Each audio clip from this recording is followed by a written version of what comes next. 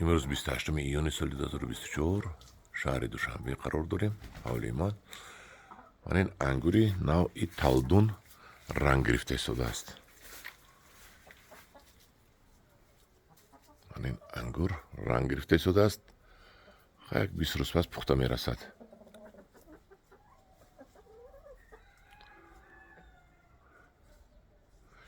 چه انگوری خوشروی رنگ گرفته شده است. خیلی یک پخته رسد کنیم میبینیم چه خیل. این علاقه چمچقا خوردن شه.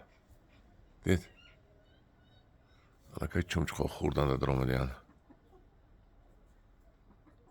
او اینجا دا اواتر هم سر کرد رنگ گیره. اواتر هم دیدم کجا رنگ گرفته شده است. انا